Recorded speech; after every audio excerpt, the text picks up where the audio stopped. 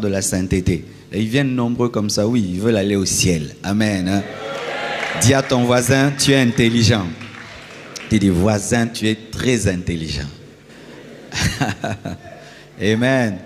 J'ai aimé un couple qui est venu me voir hier, et ils sont venus de Paris, je crois, ils m'ont dit. J'ai dit, qu'est-ce que vous amène ici?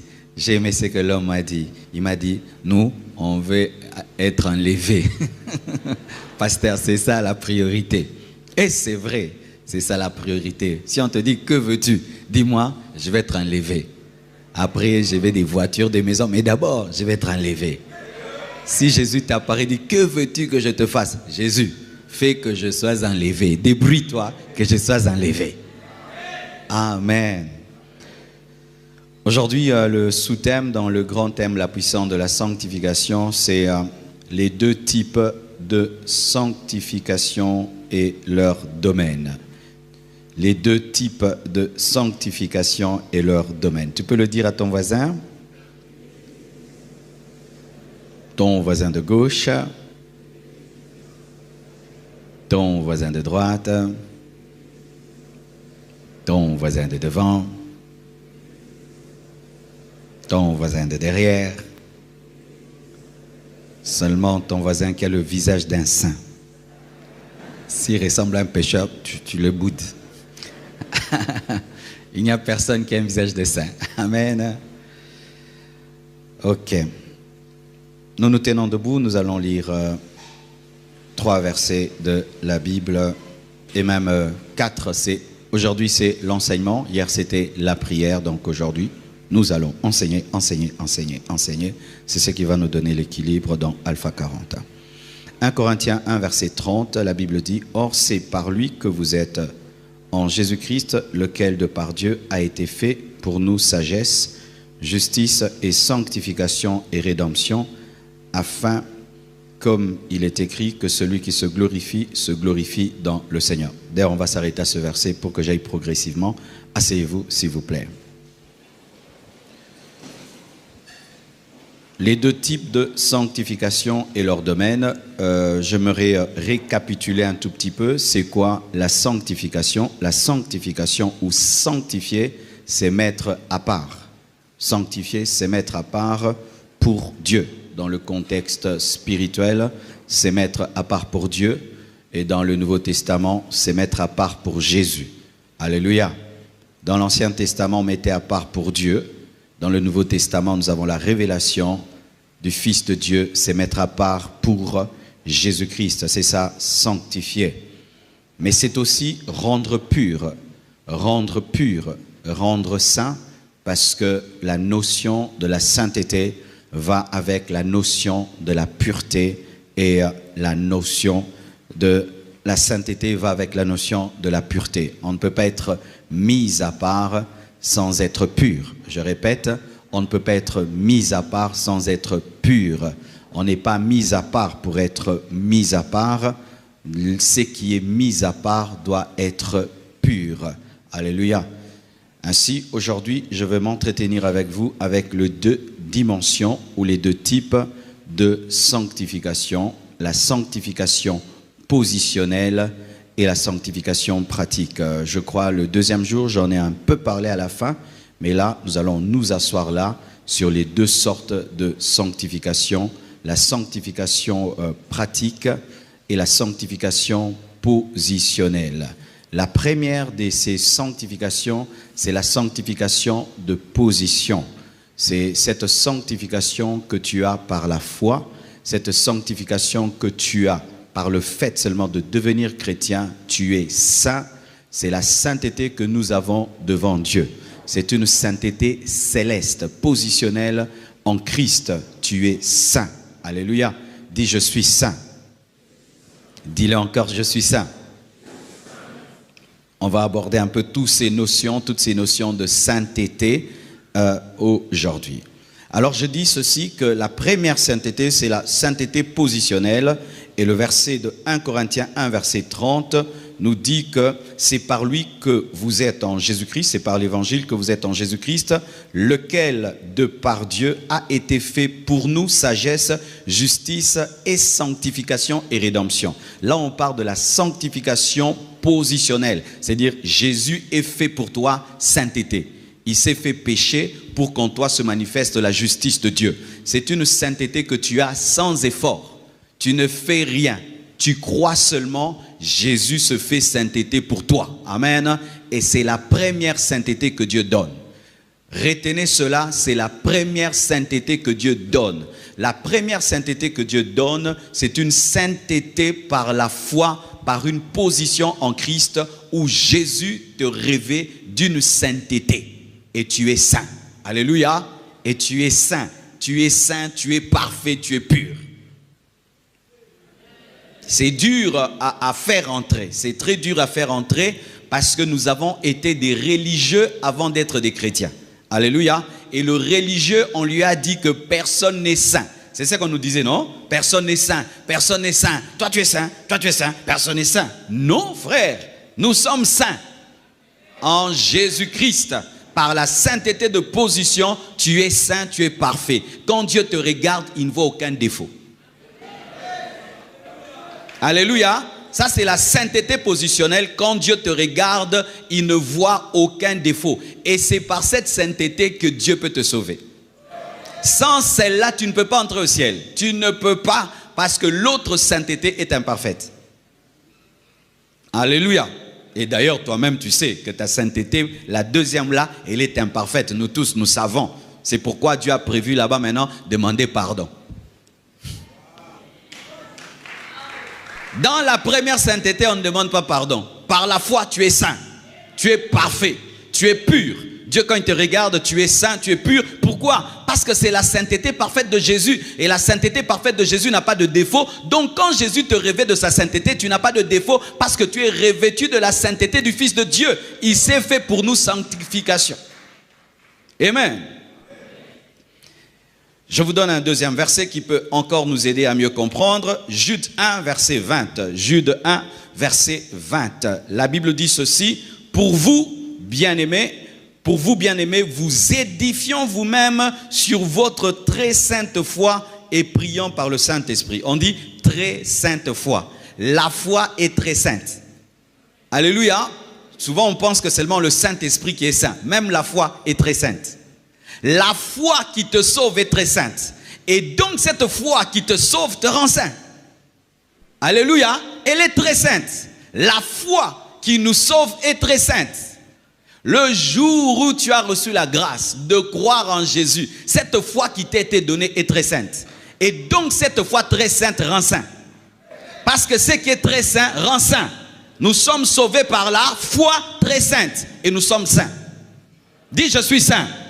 Non, j'entends la culpabilité te dire, avec ce que tu as fait hier là, d'ailleurs ce que tu as fait dans le bus là, toi tu n'es pas saint. Je ne suis pas en train de parler de cette autre sainteté là d'abord. Je parle de l'autre que tu as sans rien faire. Parce qu'il y en a deux. Il y a une sainteté où tu fais, une autre sainteté où tu ne fais pas. Mais la première que Dieu te donne et qui est la supérieure, c'est celle où tu ne fais rien. Pourquoi? Afin que celui qui se glorifie dans le Seigneur. Le but, c'est que nous puissions nous glorifier dans le Seigneur. Et que personne au ciel ne dise qu'il est entré par sa sainteté. Amen. Hein? C'est ça l'évangile. Et l'évangile est très facile pour les enfants, difficile pour les religieux. C'est pourquoi les pharisiens, les scribes n'ont pas compris l'évangile pendant que les enfants de l'Écodime comprenaient. Amen. Un autre verset. Éphésiens 1, verset 1 à 2. La Bible dit ceci. Paul, apôtre de Jésus-Christ, par la volonté de Dieu, aux saints qui sont à Éphèse et aux fidèles en Jésus-Christ. Dites, aux saints qui sont à Éphèse. Il était en train de saluer les morts parce qu'il y a une église qui dit qu'on devient saint que quand on meurt. Amen. Je n'ai aucun problème avec cette église-là, mais quand vous commettez trop d'erreurs, on est obligé de corriger quand même. Ah, c'est pas ma faute quand même, c'est pas ma faute. S'il y a trop d'erreurs, on doit corriger. Parce que la plupart d'entre nous, nous venons de là-bas. Alors ce qui fait que nous venons aussi avec un peu de tchenga de là-bas. Où on pense que être saint, c'est quand on meurt. Et il faut qu'il y ait un grand homme de Dieu qui a grandi, vieilli, habillé en blanc et qui parle lentement, qui te déclare saint. J'ai cité les noms de personnes. Alléluia. Et on dit que tu as été canonisé. Bien-aimé, la canonisation n'est pas biblique. La canonisation n'est pas biblique. Ce ne sont pas les hommes qui peuvent décider que quelqu'un est saint. Ce ne sont pas une réunion de 10 personnes et puis on dit il est saint. Pourquoi? Parce qu'il a fait 3 miracles dans la vie. Donc vous décidez, si quelqu'un fait 4 miracles, il est saint. Il y en a qui ont fait 1000 miracles. 1000 miracles, ils sont vivants. Donc tu dois d'abord mourir et après on va étudier ta vie si tu as fait 4 miracles réels et puis tu es déclaré saint. Où est le verset? Où est le verset? Paul appelle des vivants saints. Au sein d'Éphèse, ils n'étaient pas morts, ils étaient vivants. Est-ce que tu peux écrire une lettre mort? Au sein d'Éphèse, Paul appelait des hommes vivants saints. Qui? Toute l'église. Vous êtes des saints. Au sein, donc je peux voyager et puis je suis à Matadi et puis j'écris au sein de Kinshasa. Pourquoi? Par la sainteté de position, vous êtes saint. Et vous n'avez pas besoin de canonisation. On a canonisé des gens qui ont déjà été canonisés par Dieu. S'ils étaient déjà chrétiens, ils sont déjà saints. Ça, c'est une archi-canonisation. Et des fois, on canonise des incrédules qui, toute leur vie, n'ont pas crié en Jésus, mais ont crié en sa maman. Ça aussi, des choses comme ça. Jésus a dit, je suis le chemin, la vérité et la vie. Toi, tu refuses Jésus, tu crois en sa maman, et puis toi, tu es déclaré saint. Tu es idolâtre, des idolâtres qui sont déclarés saints. On est saint pendant qu'on est vivant et on n'a pas besoin de mourir pour être saint. Et de deux, ce ne sont pas les hommes ou une église qui décide qu'on est saint, mais c'est Dieu qui te sanctifie en Jésus. C'est ça la Bible. Alors, à l'église, il faut se saluer. Saint Marcelo, ça va? Saint Béladé, ça va? Ouais, c'est ça, au sein d'Éphèse, au sein de Liméthée. Soyons bibliques. Est-ce qu'ils étaient morts?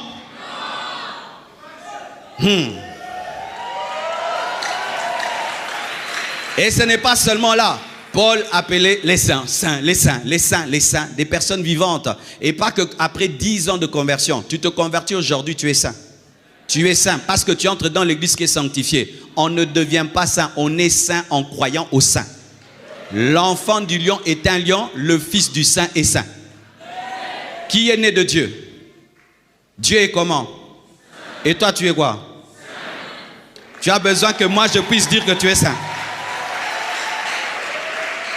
La Bible, soyons bibliques. Amen.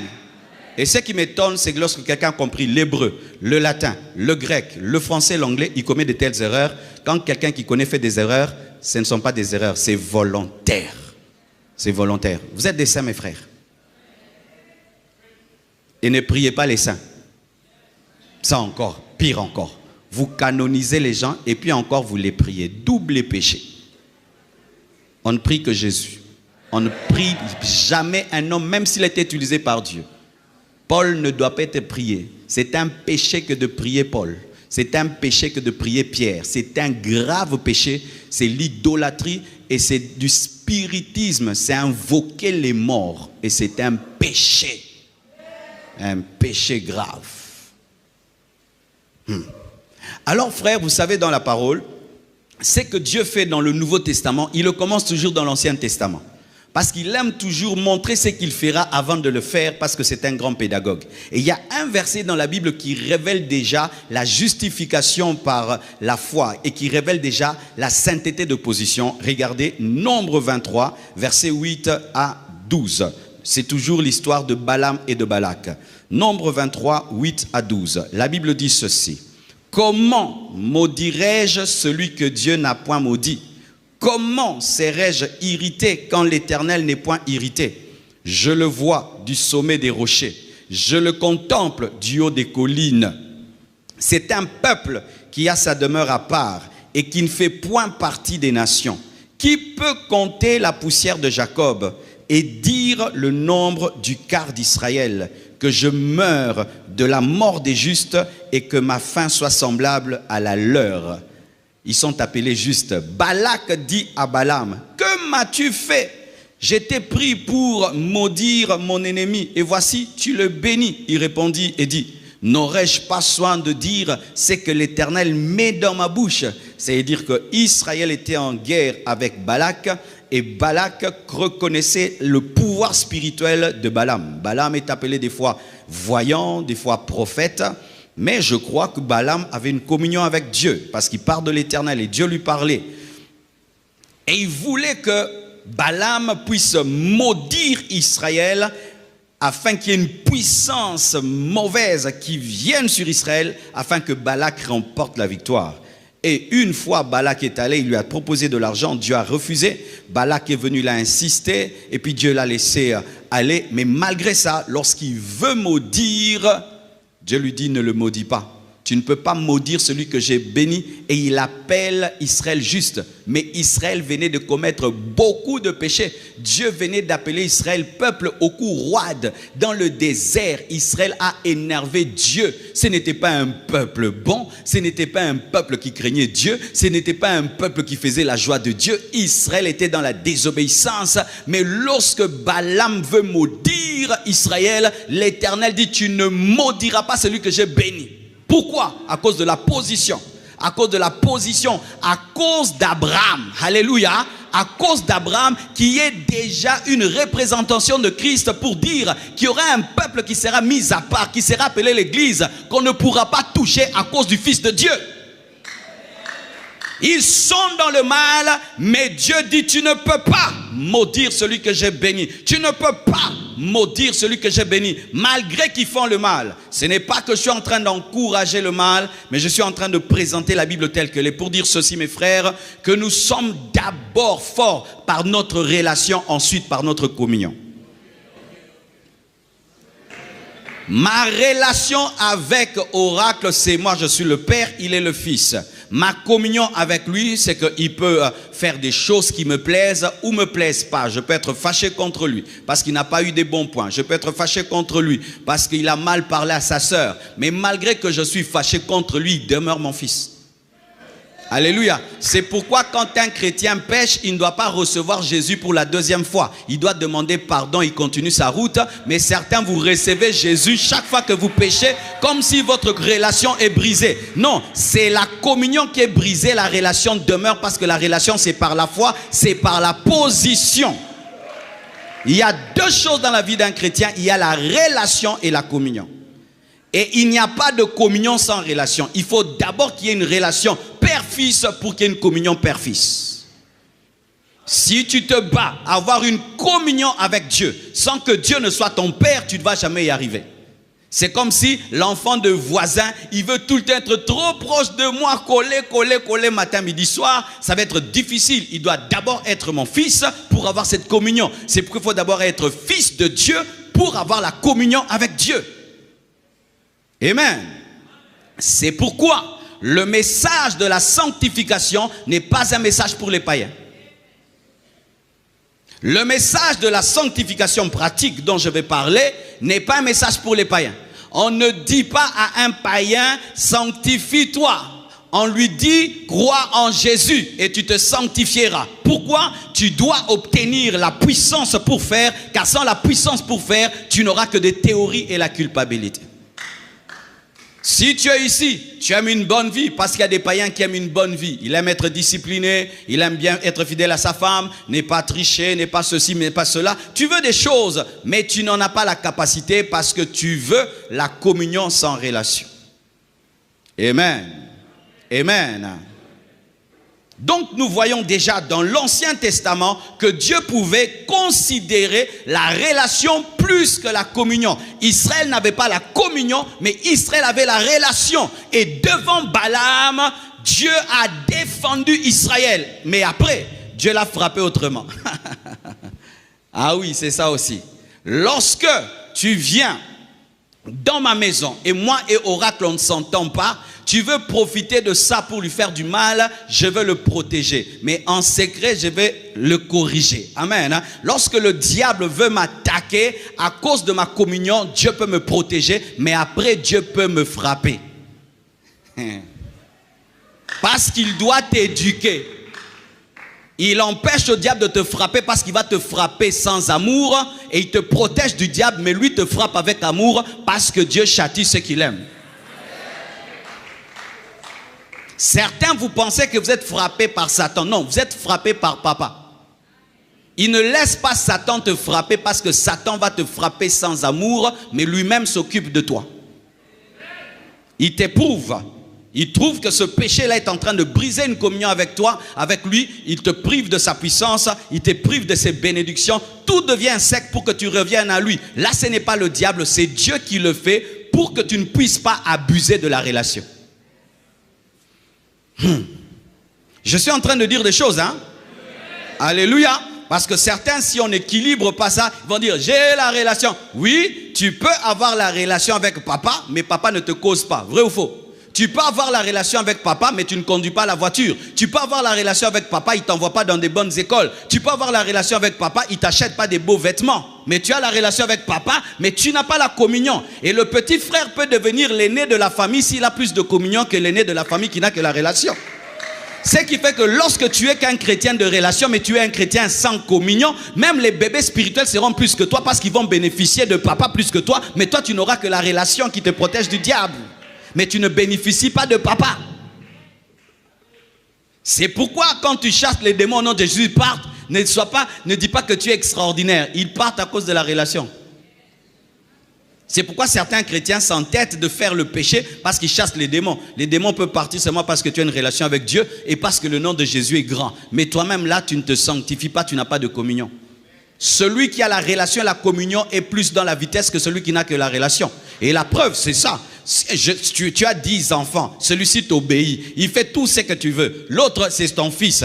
Tu ne vas pas le tuer de faim. Il va quand même manger. Il va quand même être dans la maison. Il l'aura. Mais il ne va pas connaître les secrets. Il n'aura pas le numéro du coffre-fort. Tu ne vas pas lui envoyer pour faire des grandes choses parce que tu n'as pas confiance en lui. C'est pourquoi il y a la différence entre les chrétiens malgré la même relation. Nous avons tous le même Père, mais nous ne bénéficions pas du Père de la même manière à cause de la différence de la communion. Amen, amen, amen. Alors mes frères et sœurs, je viens de vous parler de la sainteté de position. C'est une position, qu'une sainteté que tu as par la foi. Jésus te l'accorde, tu ne fais rien, tu es saint. Pendant que tu es vivant, tu es saint. Dieu au ciel te considère saint parce qu'il te regarde au travers de son Fils. Jésus, c'est une sainteté qui n'a pas besoin d'œuvre, qui a besoin de foi. Mais je vous ai parlé de deux saintetés. Parlons maintenant de la seconde sainteté, qu'on appelle la sainteté pratique et la sainteté progressive. Dites pratique et progressive. Alléluia. Donc l'autre est théorique. Alléluia. La première, elle est théorique. Je suis saint, les saints d'Éphèse, je suis saint. C'est de là. Elle est théorique, c'est un statut que Dieu te donne. Mais dans la deuxième, tu dois prouver et démontrer le statut. Alléluia. Prenons maintenant le verset. Hébreux 12, verset 14. Le verset d'Hébreux 12, verset 14, qui est le verset star de la sanctification, ne parle pas de la sainteté de position. C'est un verset qui parle de la sainteté pratique. Alléluia. Hébreux 12, 14, la Bible dit, recherchez la paix avec tous et la sanctification sans laquelle personne ne verra le Seigneur. Recherchez la paix et recherchez la sanctification. Comment je peux rechercher ce que j'ai déjà? Alléluia. Lorsqu'il y a la part de l'homme, il y a des efforts à faire dans la sainteté. Ce n'est pas la sainteté de position, là c'est la sainteté pratique. Quand on te dit recherche la sainteté, c'est la deuxième. C'est dire que tu l'as et tu dois encore l'avoir. Alléluia. Recherche, mais je l'ai déjà. Oui, tu es déclaré saint, maintenant tu dois le prouver. La sainteté de position est prouvée par la sainteté pratique. La sainteté de position est au ciel et la sainteté pratique se vit sur la terre. Tu dois démontrer sur la terre ce que tu es au ciel. Tu es saint, sois saint. Tu es déclaré saint, démontre cette sainteté. Tu es vu saint par Dieu, tu dois être aussi vu saint par les hommes. Au ciel, Dieu te trouve saint. Sur la terre, les hommes doivent voir aussi que tu es saint. Ainsi donc, c'est la sainteté de position qui nous donne la sainteté pratique, et la sainteté pratique démontre la sainteté de position. La sainteté par la foi te donne la sainteté dans les œuvres, et la sainteté dans les œuvres démontre la sainteté par la foi. La foi sans les œuvres est une foi morte. Mais il est impossible de produire les œuvres de la foi sans avoir la foi. Alléluia. Donc, le verset d'Hébreux 12, verset 14, ne parle pas de la sainteté positionnelle, parce qu'on la recherche pas, on l'a, mais elle parle de la sainteté progressive, pratique. J'expliquerai progressive pourquoi. 2 Corinthiens 7, verset 1, la Bible dit ceci. Ayant donc de telles promesses, bien-aimés, purifions-nous de toute souillure de la chair et de l'esprit, en achevant notre sanctification dans la crainte de Dieu. Nous voyons là une croissance, une progression. Tu as la promesse de Dieu d'aller au ciel. Tu as la promesse de Dieu d'être enlevé. Tu as la promesse de Dieu de la nouvelle Jérusalem céleste. Maintenant, tu dois te purifier. Purifions-nous, purifions-nous. Il y a la part de l'homme. Purifions-nous de toute souillure de la chair, c'est la sanctification, et de l'esprit, en achevant notre sanctification dans la crainte de Dieu. Même dans le Nouveau Testament, on parle de la crainte de Dieu. Même dans le Nouveau Testament, il y a la crainte de Dieu. Mais c'est une crainte de Dieu dans l'amour, mais il y a la crainte de Dieu. Alléluia. En achevant notre sanctification dans la crainte de Dieu. Donc, il y a une progression dans la sainteté. Lorsque tu crois par la sainteté de position, tu as ça 100%, parfait. Tu es parfait.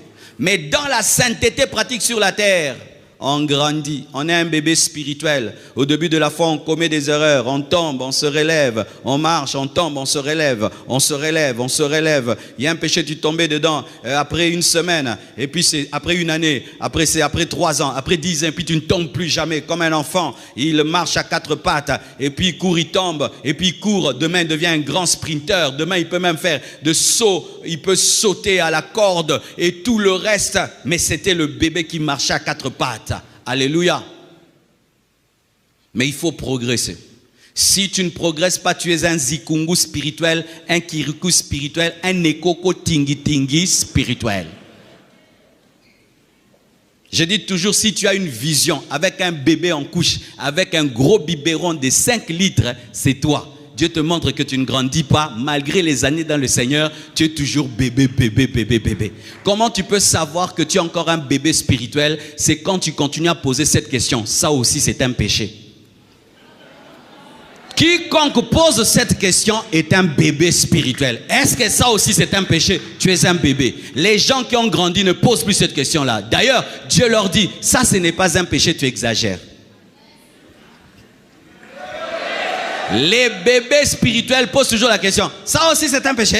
Regardez, ça aussi c'est un péché. Faire ça aussi c'est un péché. Ça c'est un péché. Flirter avec la fiancée c'est un péché. Et ça c'est un péché. Là ils posent des questions pareilles. Et ils posent beaucoup de questions pendant ces jeûnes. Ils me posent même des questions s'ils peuvent prendre du café et tout le reste. Les bébés spirituels. Le bébé spirituel cherche tout le temps dans la parole de Dieu un défaut. Le bébé spirituel cherche tout le temps la manière de vivre dans le laxisme tout en étant chrétien. Et c'est un début. Mais si tu restes là après des années, mon frère, tu as connu une stagnation spirituelle et tu auras un problème de communion avec Dieu. C'est pourquoi il y a des choses que Dieu tolère quand tu es au début de la foi et d'autres que Dieu ne tolère pas quand tu deviens un homme fait. C'est pareil même avec les enfants. Quand un enfant tout petit, il casse la télé. Ah, arrête, arrête. Un grand garçon de 14 ans, il casse cette télévision. Un bâtard! N'est-ce pas? Et puis tu vois un papa de 40 ans, il casse la télé. Lui, il va en prison. Pourquoi? Parce que naba âge joano ko sa makamabo été. Alléluia. Et naba âge spirituel osa nango ko sa makamabo été. En français, avec ton âge spirituel, tu ne peux pas te retrouver dans de tels péchés. Tu devais déjà progresser jusqu'à parvenir à la stature parfaite de Christ. Parce que le but aussi, alléluia, donne-moi l'amen. La sainteté de position te donne la sainteté de Christ, mais la sainteté progressive progresse à devenir comme Christ. C'est-à-dire tu veux être comme ce qui t'a été donné mais sur la terre. Tu veux que le ciel et la terre puissent se retrouver. Que ta volonté soit faite sur la terre comme au ciel. Au ciel, on te trouve saint et tu veux sur la terre qu'on te trouve saint et puis tu rejoins ce qui est au ciel. C'est pourquoi nous serons enlevés. Les deux se rejoindront. Ah, c'est beau l'évangile. C'est beau la Bible. Dieu est trop sage. Dieu est très intelligent. Maintenant, comme nous devenons saints, et ça je vais en parler demain ou après-demain, nous devenons saints par la foi, mais nous devons prouver sur la terre que nous sommes saints. Dieu connaissant l'homme, Dieu sait que l'homme ne peut pas, c'est pourquoi Dieu lui donne le Saint-Esprit. Il te donne un saint qui vit en toi pour que tu sois saint. C'est comme si je te donne un examen de mathématiques, je sens que tu vas échouer, je te donne mon propre fils qui est champion de mathématiques, travaille avec toi le cours pour que tu réussisses. Maintenant, Dieu ne t'a pas donné le champion de mathématiques, il s'est donné lui-même pour vivre en toi, en fait que tu sois capable de répondre à sa parole. Ainsi, quand Dieu te demande, le Saint-Esprit t'aide à l'être parce qu'il est en toi pour que tu le sois. Ainsi, la sainteté pratique est facile. Parce qu'il y a quelqu'un qui nous l'a fait vivre en nous. La sainteté pratique est difficile lorsque tu veux la vivre sans le Saint-Esprit. C'est comme si tu n'as jamais conduit un avion, on te donne un pilote, tu dis, et tu te dis, non, moi-même, tu vas te cracher. Quand tu viens dans cette vie chrétienne, Dieu sait que tu ne peux pas la vivre. C'est pourquoi il te donne le Saint-Esprit. La première chose qu'il t'a donné le Saint-Esprit, parce qu'il sait que sans lui, tu ne peux pas mener la vie chrétienne selon le standard de Dieu. Mais ton problème, c'est que tu cherches à vivre la vie chrétienne sans le Saint-Esprit. C'est pourquoi tu échoues. Donne-moi la main, je vais te parler. Voici les premières choses que le Saint-Esprit fait dans le domaine de la sainteté progressive. Il fait ce qui est comme ce qui a été fait en Israël. Parce que tout ce qui se fait dans l'Ancien Testament trouve son accomplissement dans le Nouveau Testament. Dans l'Ancien Testament, lorsqu'un enfant naissait, on le circoncisait. Pas après 1 mois, pas après 2 mois. C'était le 40e jour, le 8e jour. Et sur le plan scientifique, les docteurs ont démontré que le 8e jour, l'enfant sécrète le maximum de, je crois, vitamine K ou quelque chose. Une vitamine qui permet facilement la cicatrisation. Dieu qui est le scientifique de scientifiques n'a pas choisi le 9e jour, mais le 8e jour, c'est le jour où le corps sécrète le maximum, alléluia, d'hormones ou bien de quoi là, qui permet la cicatrisation. Et Dieu ne fait pas qu'on puisse, alléluia, circoncire, à part Abraham et les autres là, quelqu'un qui est adulte, parce que la cicatrisation prend du temps et la douleur est très grande. Mais circoncire un petit enfant, c'est très facile et ça cicatrise plus vite. C'est pourquoi quand tu te convertis, Dieu te circoncis vite quand tu es un bébé spirituel avant que tu aies des versets contre la Bible. C'est pourquoi quand tu viens à Jésus, mon frère, obéis rapidement au Saint-Esprit, c'est la lame qui est en train de te circoncire. C'est pourquoi vous allez remarquer que sur 100% de votre sanctification, la plupart des péchés que vous avez abandonnés, 90 ou 80, c'était au début de votre conversion. Pourquoi? Parce que là, tu étais encore frais. Alléluia. C'est pourquoi les gens qui ratent leur conversion ratent aussi leur sanctification. C'est pourquoi tu ne dois pas te convertir dans une église de bénédiction. Il faut te convertir dans une église de repentance. Ensuite, on te présente la bénédiction. Car si tu commences avec la bénédiction, tu vas être circoncis à 40 ans. Et quand on circoncis papa à 40 ans, Bokolando hôpital Mobimba, et c'est quand tu entends quelqu'un, je viens d'abandonner l'alcool. Après combien d'années de conversion? 20 ans. Maintenant, toi tu abandonnes l'alcool après 20 ans de conversion. Tu avais fui au début. Il y a certaines personnes qui ont 20 ans dans le Seigneur, mais dans leur sanctification sont comme des gens qui viennent de se convertir, parce que la seule chose que vous avez eu à faire dans votre vie, c'est fuir la circoncision. Vous avez refusé que Dieu traite très tôt les choses qui se traitent très tôt. Tu vois, quand on vient à Jésus, on abandonne plein de choses. Abandonne ta copine, du coup, c'est fini. Mais si tu gardes une copine, malgré que tu es converti, tu la gardes 20 ans. Vous allez même avoir une doctrine de copinage en Christ, n'est-ce pas? Nous devons nous observer, nous devons être ensemble. Comment est-ce que nous pouvons nous marier sans nous connaître? Est-ce qu'on achète une voiture sans la tester? Il faut tester. Donc toi, tu deviens un frère testeur.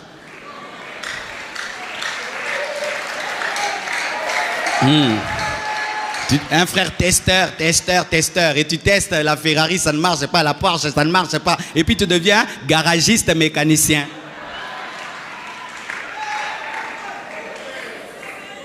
Mais ceux qui, quand ils viennent seulement à l'église, même s'il est venu avec sa copine, frère, lorsqu'on devient chrétien, on renonce à l'impudicité. Et si ta copine, tu la relâches maintenant. Tu regardes, c'est fini, c'est fini. Toi, tu pars comme ça, moi, je pars comme ça. Ces gens grandissent, grandissent, grandissent, grandissent, grandissent. Quand on devient chrétien, on ne triche pas à l'école, on ne triche pas. Vaut mieux avoir 0 que aller avoir 10, aller en enfer. Il va à l'école là, on lui donne les docs, il jette les docs, il commence comme ça. Mais si tu maîtrises ça, même quand tu vas travailler, tu es père des enfants, tu vas voler dans la caisse de l'État. C'est pourquoi moi j'aime agresser les nouveaux convertis, les agresser avec l'évangile. Ou tu choisis Dieu ou Satan. Pas de milieu, maintenant, pas demain.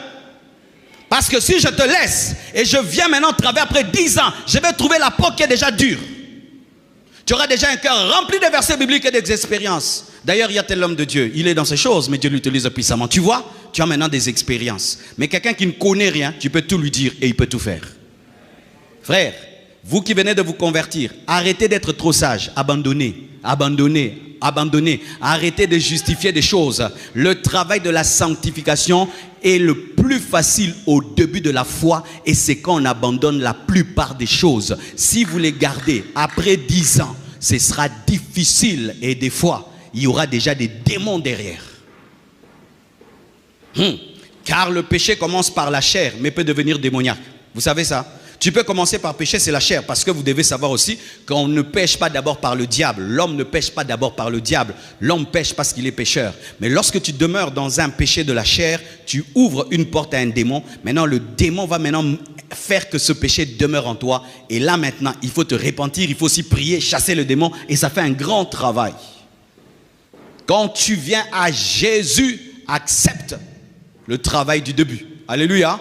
Accepte le travail du début. Il est intense le travail du début. Tu vas changer tellement.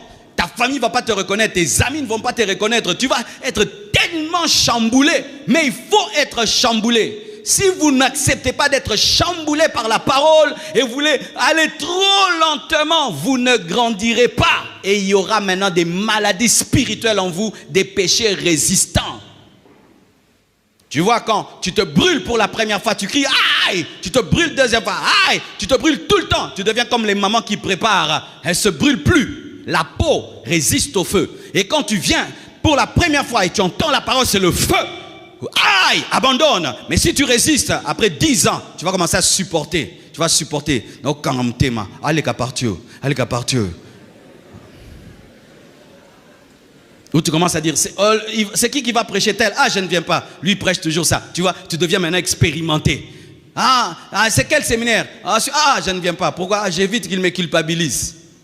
Mais quand tu es nouveau, tu entends tout et tu pratiques tout. Prenez des décisions maintenant. Et si malgré les années dans le Seigneur, il y a un péché des bébés spirituels qui est en toi, demande pardon, répands-toi. Il va te faire rater l'enlèvement. Il va te faire rater l'enlèvement. Il va te faire rater l'enlèvement parce qu'on est enlevé et par la position et par la communion. Parce que pour épouser une femme, il ne faut pas seulement lui promettre je vais t'épouser, il faut qu'elle soit fidèle. Give me amen. L'enlèvement, c'est un mariage. Je peux dire à une fille, je vais t'épouser. Je vais t'épouser, je peux t'épouser. Et puis moi, je vais à Paris, elle reste à Kinshasa. Mais on me dit, entre-temps, elle sort avec elle, avec certaines. Même si je t'avais promis, je ne t'épouse pas. Jésus nous a promis de nous enlever. Mais si entre-temps, nous péchons avec le monde, avec le diable, il ne va pas nous épouser. Jésus ne sera jamais coquifié par l'Église.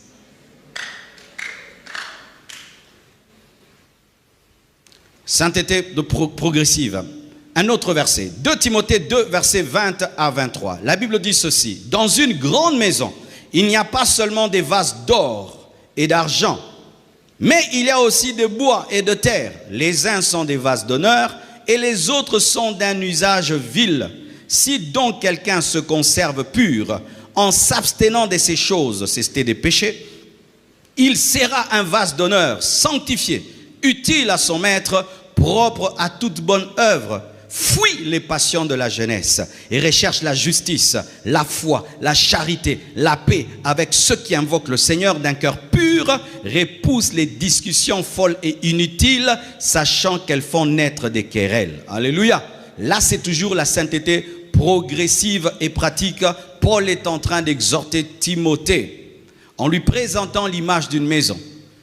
Disons que dans une grande maison, il y a des vases d'or, il y a des vases d'argent, qui sont des vases d'honneur, mais il y a aussi des vases de bois et de terre, comme dans la maison de Dieu. Dans la maison de Dieu, il y a des vases d'or, et il y a aussi des vases d'argent, et des vases de terre, et de vases en bois. Qui es-tu dans la maison de Dieu? Tout dépend de ta sanctification. C'est la sanctification qui détermine qui tu es dans la maison de Dieu. Celui qui se conserve pur sera un vase d'honneur. Tu as déjà la relation avec Dieu qui te permet d'être dans la maison. Mais c'est ta communion qui va te valoriser dans la maison. Lorsque tu crois en Jésus, tu entres dans la maison. Mais si tu vis dans la désobéissance et tu vis dans le péché, tu refuses la sanctification pratique, tu seras un vase d'usage vil. Tu seras un gobelet en plastique. Tu seras le gobelet qu'on donne aux chiens. Tu seras le gobelet qu'on donne aux chats. Mais jamais tu seras le vase qu'on présente lorsqu'on reçoit un ministre, un homme de Dieu dans nos maisons. Est-ce que nous présentons tout verre à tout le monde? Dans certaines maisons, il y a des verres qu'on garde pour la fête. Vrai ou faux? Il y a même dans certaines maisons, il y a l'assiette de papa. Vraiment, ça aussi, assiette de papa. Mais il y a des maisons comme ça. Mais il y a la poêle du chien. Mais elle est dans la maison. On la lave aussi, la poêle du chien. Elle est dans la maison, mais elle est d'un usage vil. En Israël, il y avait des vases qui servaient à la purification des pieds. Ce sont les vases que Jésus a utilisés pour changer l'eau en vin. C'était des vases d'usage vil. Lorsque tu es chrétien et tu ne veilles pas sur ta sanctification, Dieu va t'utiliser pour des basses besognes. Basse besogne, ce n'est pas laver les toilettes, non. Tu seras seulement un chrétien, c'est tout, un chrétien, c'est tout.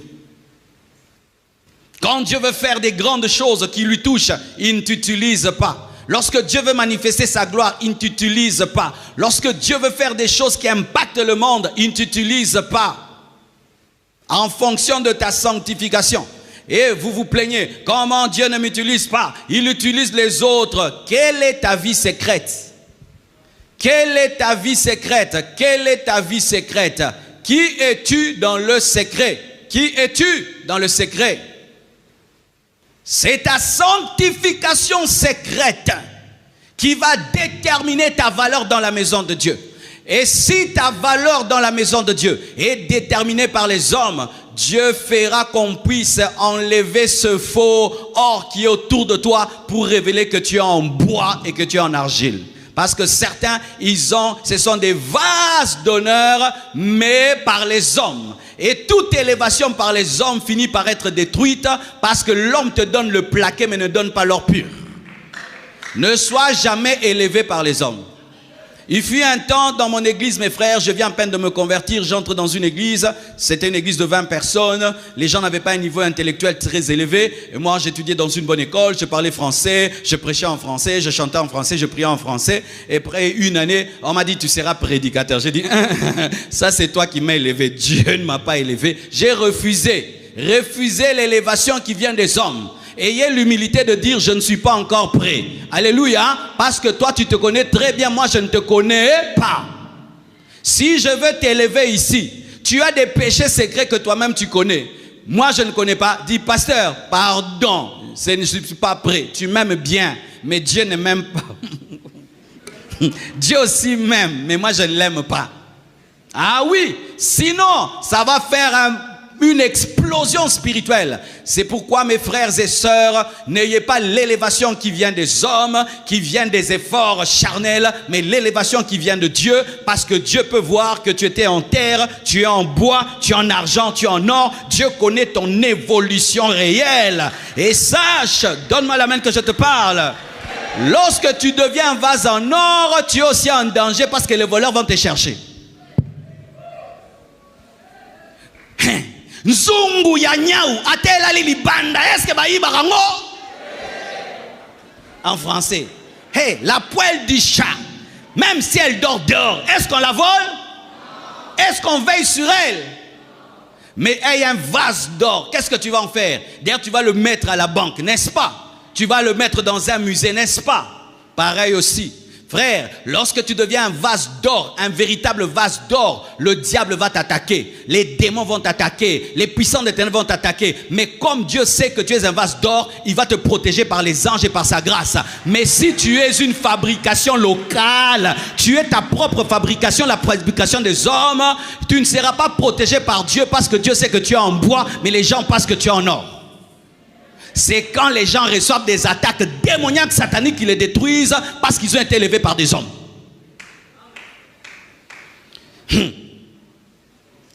C'est dire, j'entre dans un dojo, je te trouve en ceinture noire, je ne t'ai même pas essayé, je crois que tu es ceinture noire et je t'amène à la compétition avec les ceintures noires.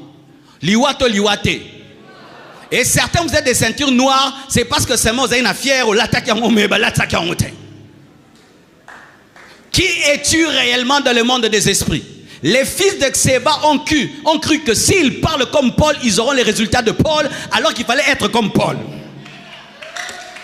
Et souvent, c'est ce qui arrive maintenant aujourd'hui. La génération actuelle, ils regardent les hommes de Dieu. Marcelo prêche comme ça, moi aussi je fais comme ça. Il y a un jeune garçon comme ça à Paris. Il a commencé à se coiffer comme moi, laisser la barbe comme moi, porter des colmos comme moi, prêcher la sainteté comme moi. Il tombe avec les filles, il tombe. Il a cru que c'est la veste qui sanctifiait les cheveux et la barbe. Frère, ce n'est pas parce que tu t'habilles comme Marcelo que tu as la vie de Marcelo. Ce n'est pas parce que tu dis Jésus comme Paul que tu as la vie de Paul. Tu dois avoir la profondeur de Paul qui a commencé dans le secret lorsque personne ne le connaissait pas. Frère, sœur, qui es-tu vraiment? Et est-ce que ton élévation est égale à ta sanctification? La Bible le dit. Mais il n'y a pas seulement des vases d'or, des vases d'honneur et d'argent. Et aussi, si quelqu'un est un vase d'or, toi tu es un vase d'argent, ne sois pas jaloux. Alléluia. Il y a des fois des jalousies comme ça. Des jalousies comme ça. Quelqu'un vient, il monte ici, il prêche. Je vois la grâce de Dieu. Je dis, désormais, maman, comme la maman qui a prêché à la croisade, à la convention des femmes, elle s'appelle comment? Maman Lisa, elle prêche là, waouh, mon esprit est béni. J'ai dit, désormais tu entres dans l'équipe des prédicateurs. Elle va prêcher dans Alpha aussi, elle prêchera dans Alpha. Et puis toi tu te fâches. Oh, tu te fâches pourquoi? Qui t'a dit d'être vase en bois? Pendant qu'elle lisait la Bible, toi tu regardais Novelas. Toi tu regardais Novelas. Novelas, elle lit la Bible, elle lit la Bible. Vous allez prêcher de la même manière? Maintenant tu es jalouse. Pourquoi elle prêche? Toi tu regardes Novelas pendant qu'elle lit la Bible. Toi tu es sur WhatsApp pendant qu'elle prie. Ne jalouse jamais la dimension de l'autre. Purifie-toi, sanctifie-toi. Il y a un Dieu pour tout le monde. Si tu es dans la maison, tu peux quitter le bois pour devenir l'or. Parce que Dieu est un potier. Dieu est un potier. Dieu est un potier. Il peut te changer en vase de terre et tu deviens un vase d'or. Si tu te purifies et tu chasses la sueur. Repousse les discussions folles et inutiles. J'en parlerai. La sanctification de la bouche. Mais sachez, mes frères et sœurs, que dans la sanctification, il y a une dimension par la foi, la sainteté de position, il y a une dimension pratique dans les œuvres sur la terre, la sainteté pratique et progressive qui nous demande de grandir. Où tu quittes la terre, tu deviens le bois, tu deviens l'argent, tu deviens l'or et tu deviens un homme utile pour Dieu.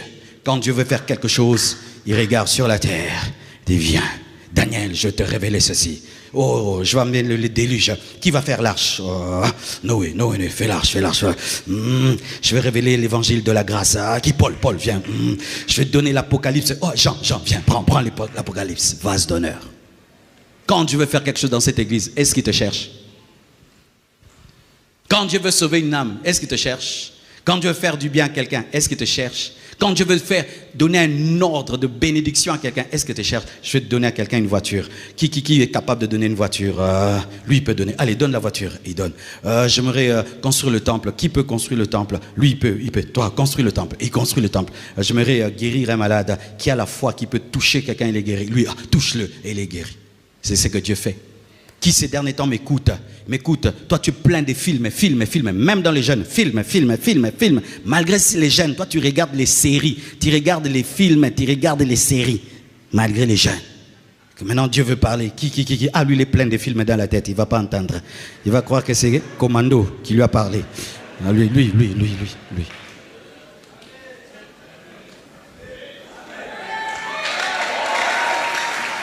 Alléluia. Mes frères et sœurs, nous pouvons grandir. Dis à ton voisin, tu peux grandir. Tu peux grandir.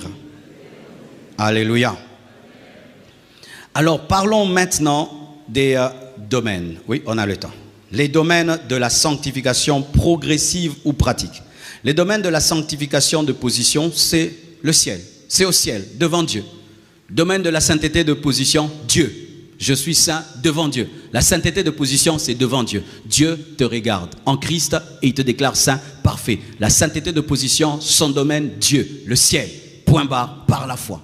Mais maintenant, la sainteté progressive et pratique sur la terre, dans les œuvres, a plusieurs domaines. 1 Thessaloniciens 5, 23 à 24.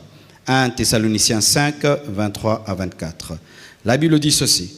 Que le Dieu de paix vous sanctifie lui-même tout entier et que tout votre être, l'esprit, l'âme et le corps soient conservés irrépréhensibles lors de l'avènement de notre Seigneur Jésus-Christ. Celui qui vous a appelé est fidèle et c'est lui qui le fera. Alléluia. Et là, déjà, vous voyez une chose, que ce soit pour la sainteté de position ou pour la sainteté de pratique, c'est Dieu qui le fait. Ce n'est pas que d'un côté, la sainteté de position, c'est Dieu qui le fait. La sainteté pratique, c'est toi qui le fais. Non, tu dois collaborer avec Dieu pour qu'il le fasse. Et d'ailleurs, j'aimerais expliquer quelque chose avant de parler de cela. Souvent, nous nous posons cette question. Quand Satan, parce que si on parle aujourd'hui de sainteté, c'est à cause de Satan. Amen. Hein? S'il n'y avait pas Lucifer, on ne parlerait pas de sainteté. C'est lui qui a amené le péché dans l'univers. C'est lui qui a amené le péché dans le ciel. Quand le diable, Lucifer, a commencé à convoiter le trône de Dieu, Dieu ne le savait pas? Dieu le savait. Quand Lucifer a commencé à intoxiquer le 1/3 des anges, Dieu le savait? Dieu le savait. Pourquoi Dieu ne l'a pas fait disparaître? Et Dieu ne l'a pas tué, du coup fait disparaître, du coup, pour qu'il n'y ait pas tous ces problèmes. Pourquoi il ne l'a pas fait? Voici, mes frères, la réponse. Et cette réponse pour Lucifer est la réponse aussi pour toi. Parce que Dieu voulait que Lucifer puisse se soumettre à lui volontairement. Dieu voulait que les anges qui sont restés ne restent pas près de lui parce qu'ils ont peur de lui, mais parce qu'il aime.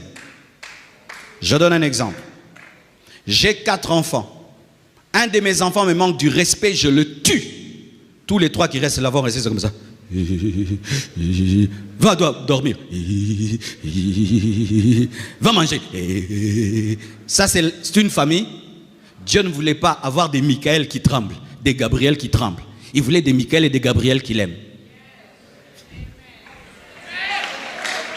C'est pourquoi il a laissé Lucifer commencer et terminer ce qu'il a commencé. Pour que les autres anges restés fidèles, eux aussi comprennent que le péché c'est mal. Et qu'ils restent près de lui volontairement.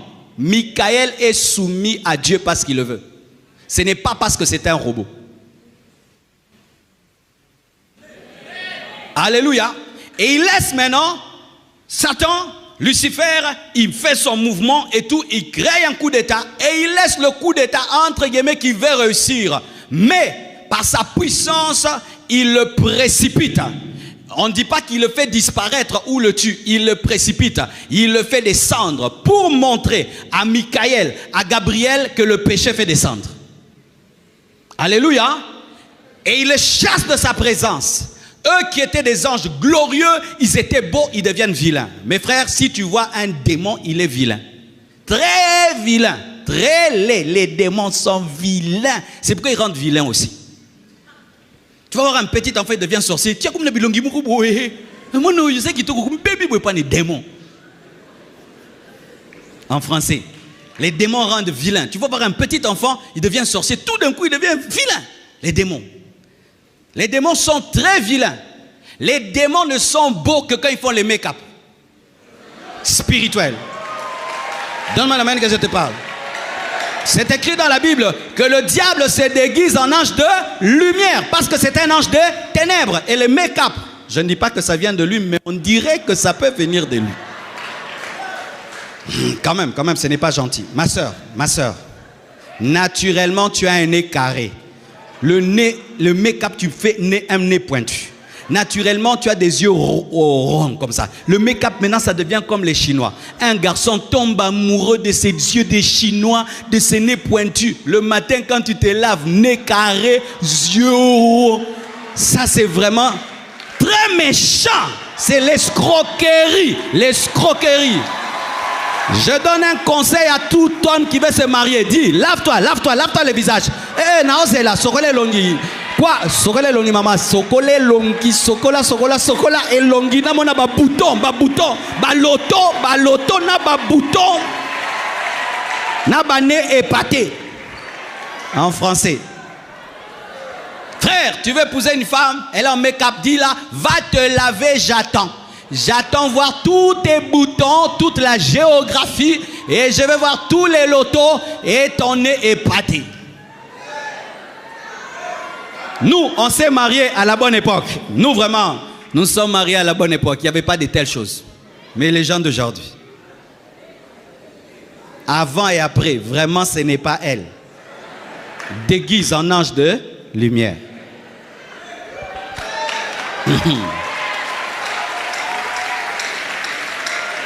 Et tu sais, ma soeur, quand tu t'habitues trop au make-up, sans ça, tu ne peux plus sortir. Ça devient un masque que tu dois porter avant de sortir. Et les gens ne te connaissent plus. Ils ne connaissent plus ton vrai visage. Donc, tu dois tout le temps porter ton masque. Tout le temps ton masque. Et quand l'onction te touche, tu pleures. Maintenant, il y a des sillons comme ça. La mer Rouge et le Jourdain. C'est pourquoi certains n'aiment pas pleurer dans la présence de Dieu. Fond de teint, quoi? Sois libre, sois naturel, sois bio, sois bio, sois bio, sois bio, sois bio, sois bio, sois toi. Et quand tu fais le maquillage, que ne soit jamais un maquillage qui te transforme. Mais ça doit être un maquillage seulement qui donne un peu d'éclat, c'est tout, un peu seulement. Et d'ailleurs, pour vous les femmes qui ne savez pas, nous les hommes, on n'aime pas les femmes. On n'aime pas ça. Si vous ne savez pas, on ne vous dit pas. Maintenant, je vais vous mettre à jour, mise à jour. Chères sœurs, voici la mise à jour actuelle. Nous les hommes de 2022, les femmes, cahiers de dessin, insupportables. On veut telle qu'elle est, bio. Tu vois comme la chikwang elle est, chikwang. Si on la parfume à la menthe, tu vas la manger? Nous on est comme ça, la chikwang telle qu'elle est. Oui, si vous ne savez pas, c'est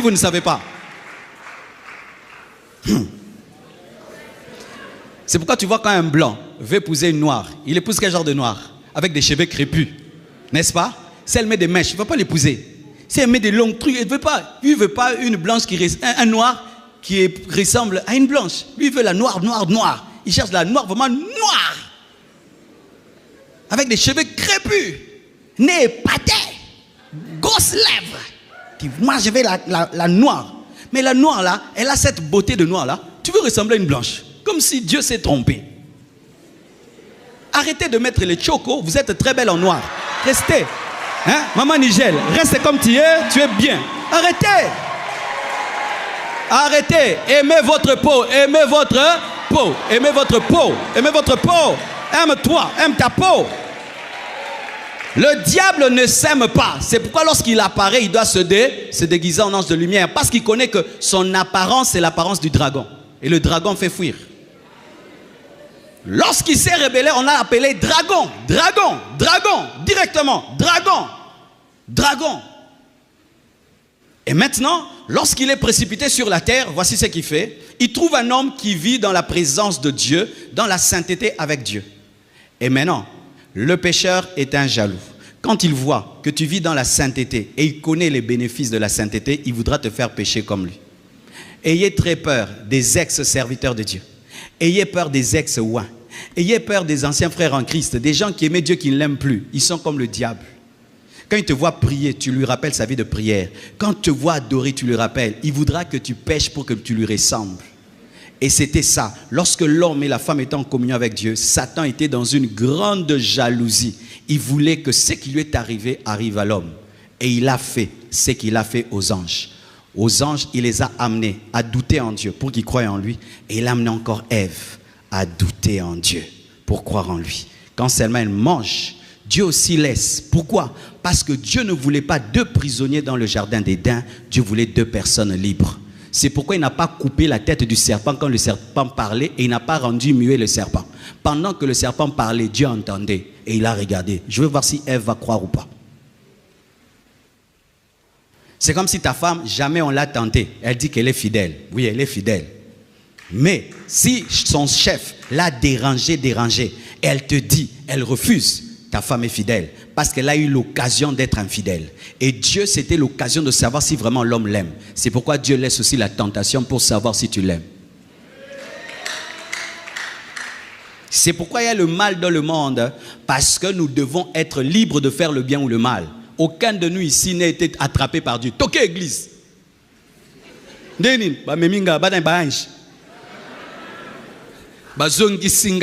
C'est comme ça?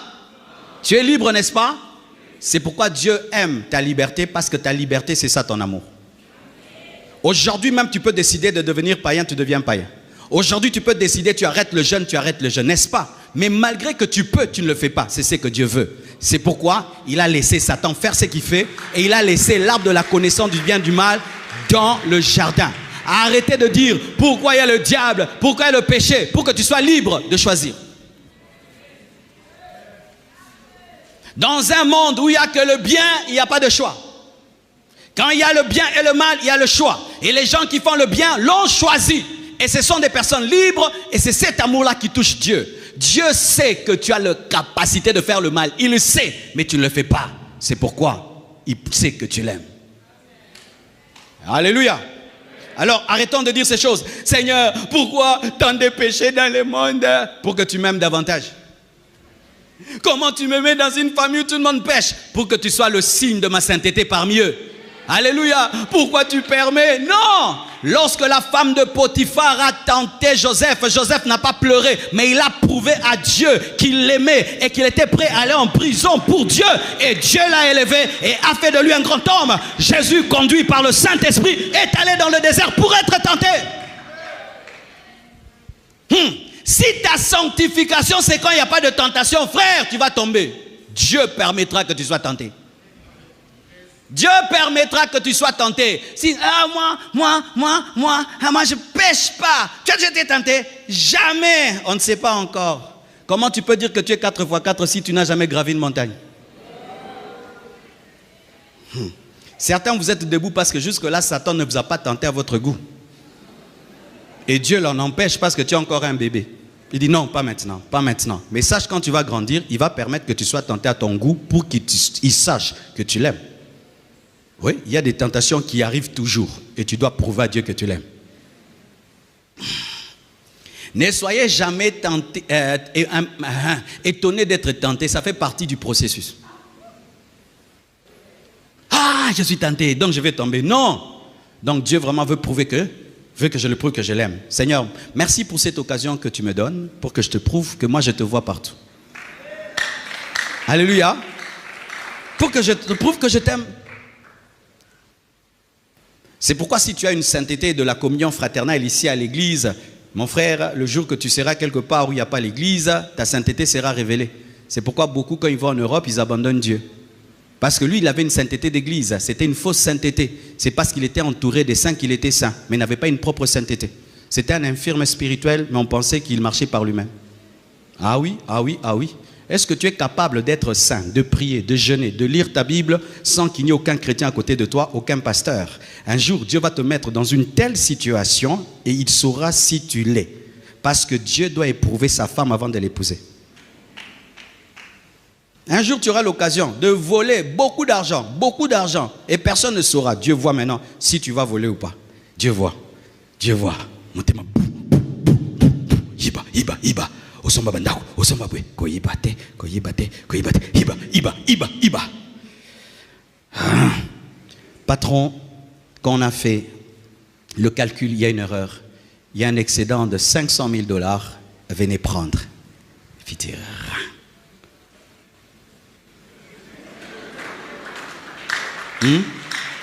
Qui, s'il compte avec son chef de l'argent, il y a un excédent de 500 000 $ et le chef ne sait pas qu'il rendra. Lève la main. Qui prendra? Ça t'arrivera et tu prendras.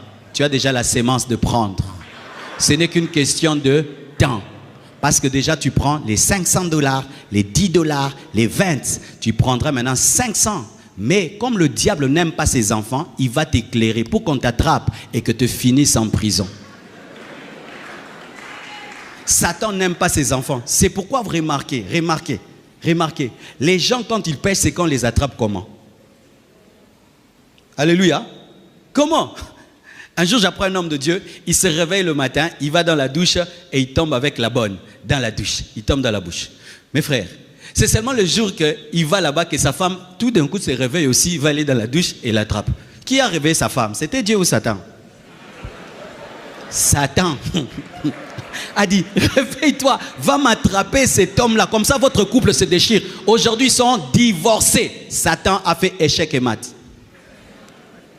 C'est seulement le jour où tu voles, tu touches comme ça là, et ton chef entre. La médaille. C'est Satan qui a dit, va vite, va me l'attraper. Parce qu'il n'aime pas ses enfants. On t'attrapera, on te kanguera, on t'attrapera, on te kanguera.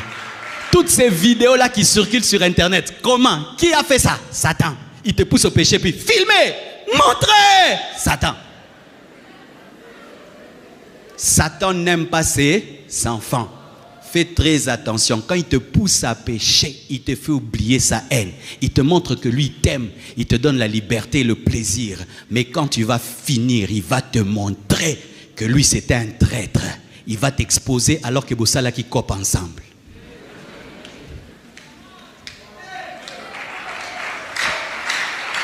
Et c'est que terrible, tu vas en prison, lui ne va jamais en prison. Toi tu as honte, lui il avait déjà honte depuis longtemps. Toi tu es humilié, lui il n'est même pas humilié, on ne le voit pas. Toi ton couple est détruit, lui n'est même pas marié. Ne l'écoutez jamais, ne l'écoutez jamais, ne l'écoutez jamais. C'est un perdant, il n'a rien à perdre, il a déjà tout perdu. Comment tu peux écouter le diable? Il n'a rien, il a tout perdu, il n'a rien. Rien à perdre, aucun honneur, aucune fierté, rien. Tu écoutes le diable, il n'a rien à perdre, rien. Il te pousse, tu tombes, tu as le sida. Lui n'attrape pas le sida. Le démon attrape le sida? Non, c'est toi qui as le sida. Maintenant vous écoutez des gens comme ça. Tu écoutes le diable, lui, il faut quand le diable te propose une chose, tu dis, maintenant quelle sera ta conséquence dedans? Fais ça. Ok, Satan. Mais toi, maintenant, qu'est-ce qui va t'arriver? Tu iras en prison avec moi? Oh non. Ton couple sera détruit? Oh non. Tes enfants seront dans la honte? Oh non. Qu'est-ce qui va t'arriver? Oh rien. Et moi, je vais te suivre? Jamais. Pourquoi? Sa condamnation a déjà été faite. Le diable déjà est condamné à aller en enfer. C'est fini. Et tu l'écoutes. Et c'est lui qui te parle. Quand le Saint-Esprit te parle, toi tu n'écoutes jamais. Tu écoutes le diable, un perdant. Il a tout perdu, il n'a rien à te donner. Alors, Dieu, qu'est-ce qu'il fait? Il y a Satan, le détruit, le déchu, le zéro, qui te cherche, et lui te cherche, et toi tu es au milieu. Un homme qui est sûr de lui, il va dire, non, voyons si ma femme quand même va choisir, vrai ou faux? N'est-ce pas? Tu apprends que ton domestique drague ta femme. Qu'est-ce que tu vas faire? Ton domestique drague ta femme. Tu vas vite intervenir, tu les chasses. Non? Je vais voir si ma femme, vraiment, elle est ma femme. Je regarde un peu, c'est quoi cette histoire-là des domestiques contre moi? C'est pourquoi Dieu laisse Satan. Pour que quand tu es avec lui, tu l'honores. Parce que si tu interviens vite, tu chasses le domestique, tu ne sais pas si ta femme allait tenir ou pas. Non, ça c'est selon moi, parce que je connais Blanche. N'essaye pas chez toi. Mais normalement, un homme qui connaît sa femme et qui se connaît n'a pas peur d'une telle chose. Et il sait que ma femme, elle va dire non, ma femme, n'est-ce pas? Mais si tu interviens vite, donc tu sais qu'elle a les tchenga-tchenga de l'impudicité.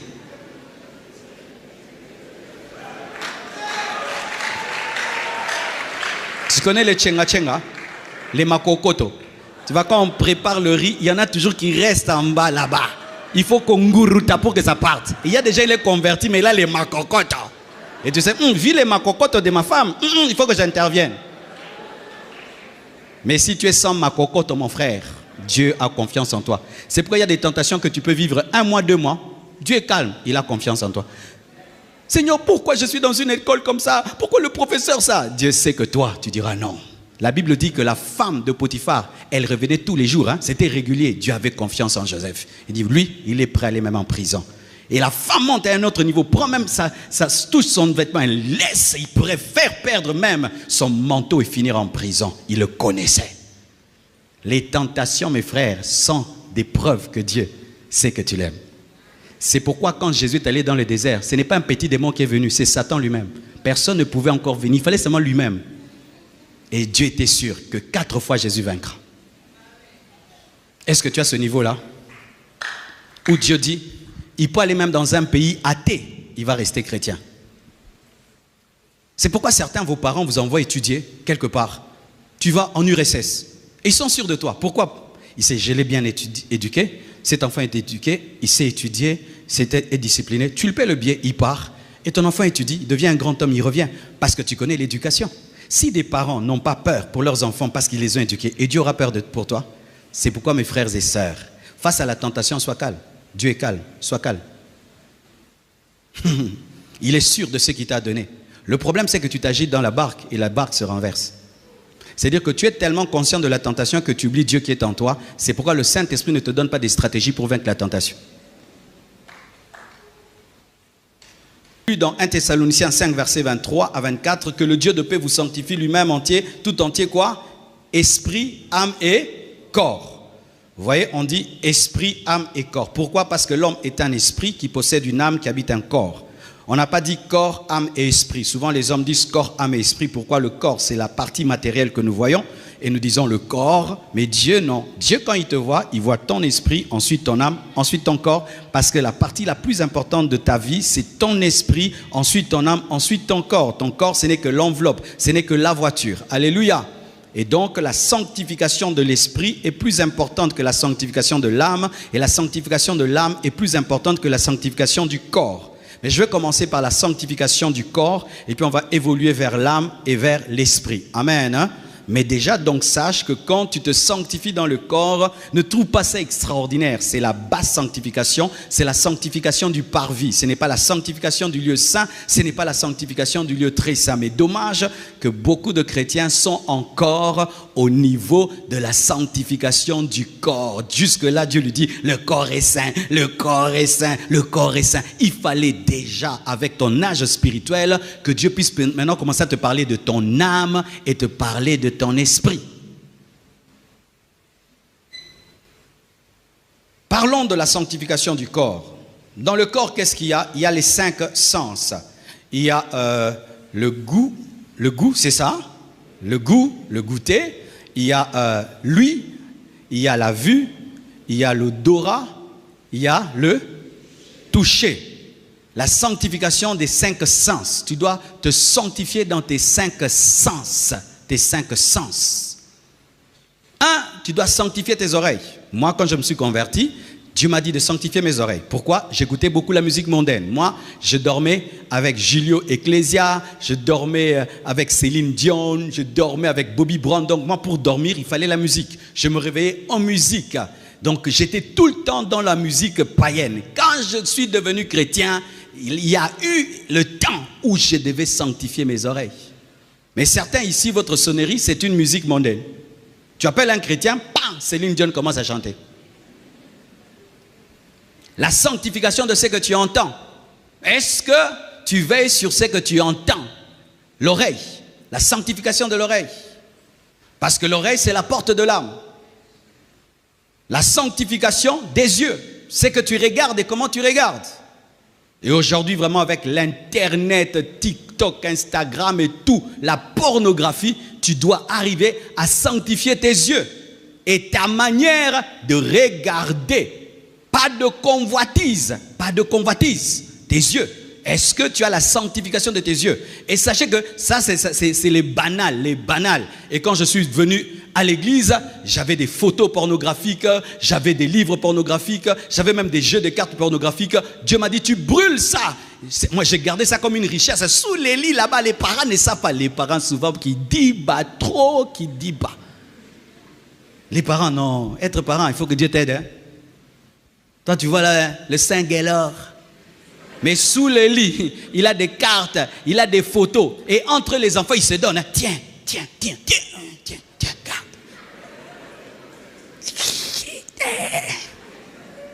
Et ma mère, mes parents ne savaient pas que j'avais une richesse démoniaque. Mais quand Jésus est venu, j'ai brûlé ça.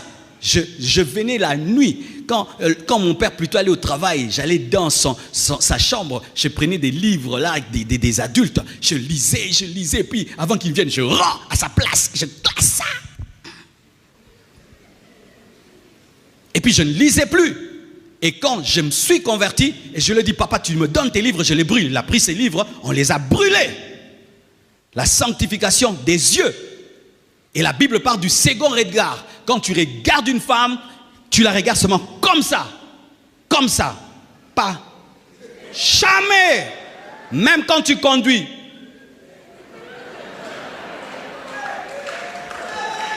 Jamais des chauffeurs comme ça. Un chrétien n'est pas un chauffeur. Au retour,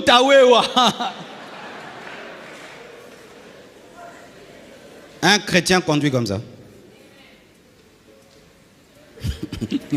Et tu sais, quand tu conduis et ta femme est là, les femmes sont terribles. Hein? Même si elle voit une belle femme là, elle suit tes yeux.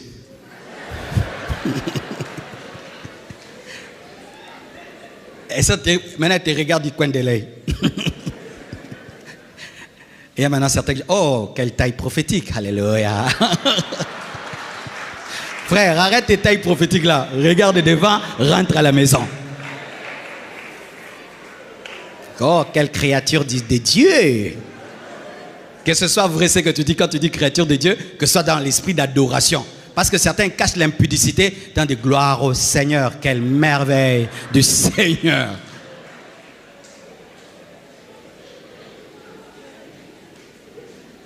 Les yeux, l'oreille, la bouche, n'est jamais mentir. La Bible dit que celui qui se sanctifie en parole est un homme parfait. Celui qui ne bronche pas en parole est un homme parfait. Est-ce que tu mens toujours? Est-ce que tu insultes toujours? Est-ce que tu te querelles toujours? Dans ta bouche, est-ce qu'il y a l'alcool qui entre, la cigarette? Ta bouche, est-ce que tu as la sanctification de ta bouche? Certains chrétiens, ils ne mentent plus, mais ils sont dans les demi-vérités. Demi-vérité. Quelle est la demi-vérité? Tu es venu à l'église, c'est vrai. Mais avant l'église, tu es passé chez ton copain. Tu quittes chez vous, tu passes chez ton copain, et puis tu viens à l'église. Après l'église, tu passes chez ton copain, et puis à la maison. Et puis ta maman te dit, tu viens d'où? Je viens de l'église. Est-ce que tu as menti? Est-ce que tu as tout dit? Demi-vérité. Les chrétiens sont devenus des champions. Et ils te disent, est-ce que tu m'avais demandé? Je ne t'ai pas dit parce que tu ne m'as pas demandé. On a maintenant la sagesse, on appelle ça la sagesse d'Abraham. La sagesse de David. Abraham avait dit que sa femme, c'est sa sœur. Vous voyez, c'est vrai, c'était sa sœur. Mais ce qu'on voulait savoir, c'était pas si c'était sa sœur, si c'était sa femme. Mais lui dit, c'est ma sœur.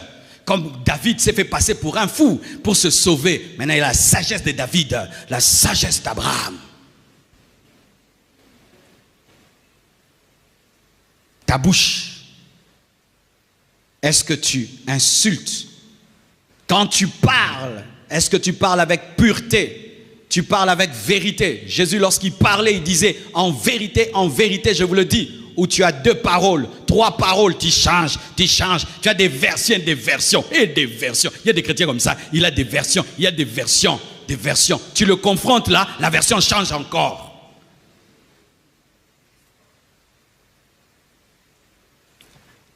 Quand tu es trop menteur, il y a un esprit de mensonge qui va venir en toi, qui va te donner des inspirations comme le Saint-Esprit nous donne des prédications. Moi, j'avais atteint ce niveau quand j'étais païen. J'avais un esprit de mensonge, donc il me donnait les mensonges. Et quand je te mens trop bien, que quand je viens te dire la vérité, tu refuses la vérité tellement que le mensonge était beau. Et il y a des gens comme ça, hein, il te ment, il te regarde. Il te ment, il te regarde, il trouve les mots, il peut même pleurer. Il pleure, il se jette par terre, mais il sait qu'il ment.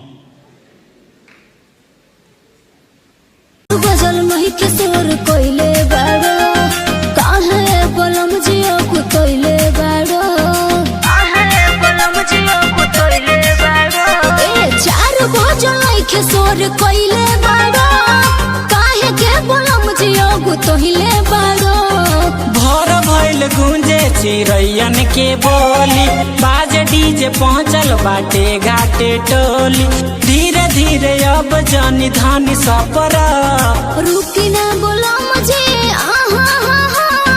रुकी ना बोलो मुझे लगा लिखा जरा रुकी ना बोलो मुझे लगा लिखा जरा छोटी घाटे चल बुकी लगाई बुका जरा ए हो छोटी घाटे चल बुकी लगाई बुका जरा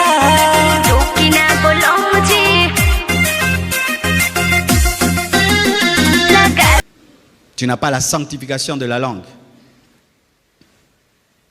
Les gens qui fument, vous n'avez pas la sanctification du nez. Oui. Les gens qui fument la cigarette, vous n'avez pas la sanctification de l'odorat. Les gens qui sont dans la cocaïne, qui sniffent la drogue, n'êtes pas dans la sanctification de l'odorat. Et d'autres, c'est le toucher.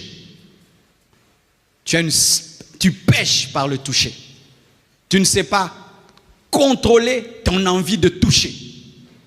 Et j'en profite pour dire à l'église, quand on est chrétien et qu'on est fiancé, on ne se touche pas avec érotisme. Alléluia. Tu peux toucher seulement le dos. Shalom ma sœur. Ou les mains. Pas longtemps aussi. Bisous ici. Bisous.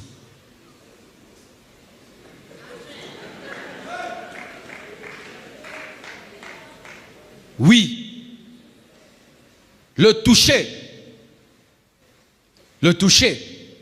tu dois te sanctifier dans ta manière de toucher. C'est pourquoi même quand un homme de Dieu impose les mains aux femmes, il doit le faire avec pureté. Moi je suis contre ces impositions-là, tu touches les femmes d'autrui, les enfants d'autrui. Non, non, on touche bien.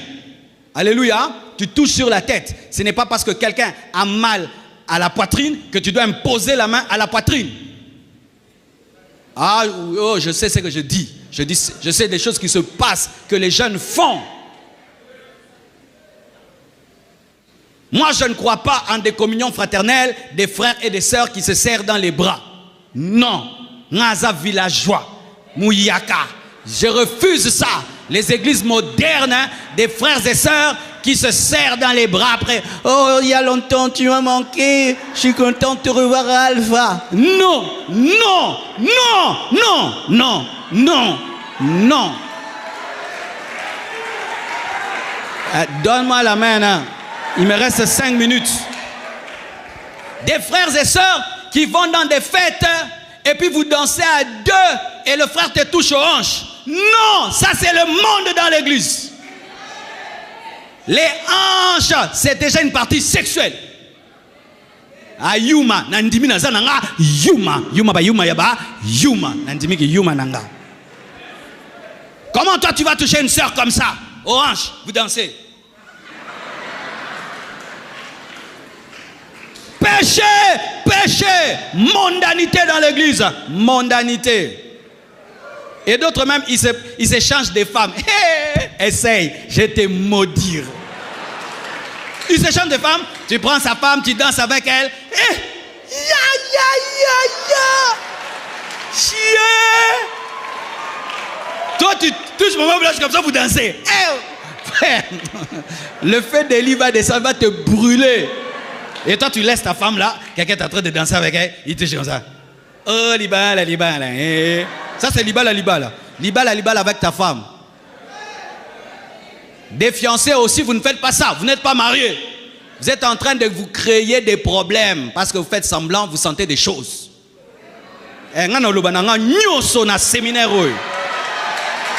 C'est pourquoi vous tombez après des fêtes. Vous tombez après des fêtes. Pourquoi? Ça vous a fait quelque chose de danser ensemble. Mais vous ne tombez pas là. Mais vous tomberez. Mais ça a commencé là.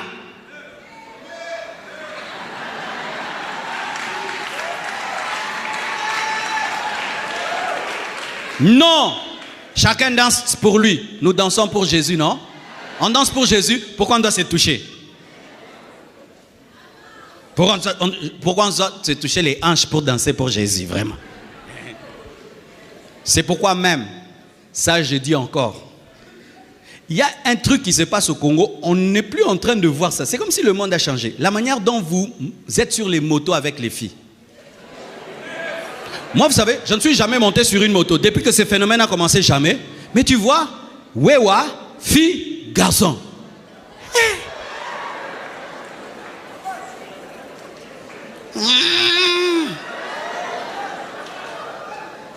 Frère, toi tu montes sur une moto,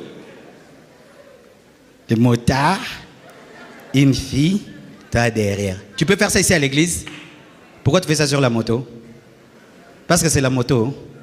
Il y a un garçon dans cette église, j'ai aimé sa sincérité. Il m'a dit, pasteur, une fois je suis monté, après j'ai connu une éjaculation. Il m'a dit ça. Ah oui, vous les filles aussi, tu montes sur une moto, un garçon est derrière toi là, toi tu es à l'aise, vous allez. Toi tu sais ce qu'il sent, toi tu sais ce qui se passe en lui. Et puis quand il rentre, il va se masturber. Oh, je vais dire tout. Ne faites plus ça. Tu prends ta moto toi-même. Alléluia.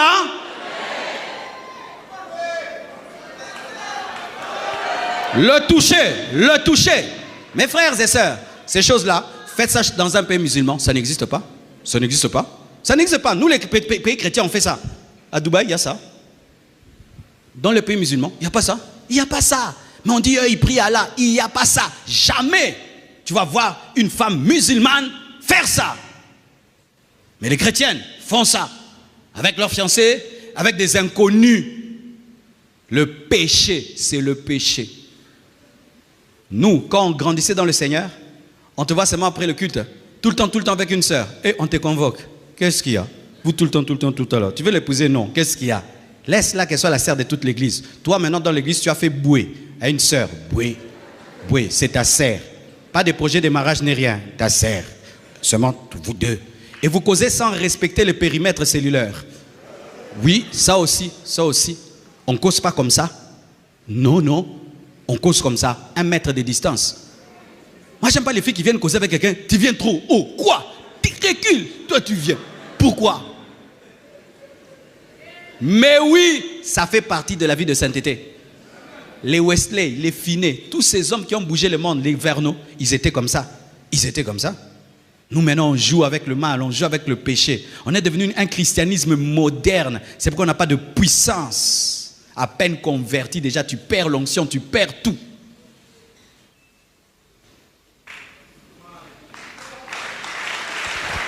Je dois respecter le temps. Je vais dire le reste prochainement. Que Dieu vous bénisse abondamment. Nous nous tenons debout.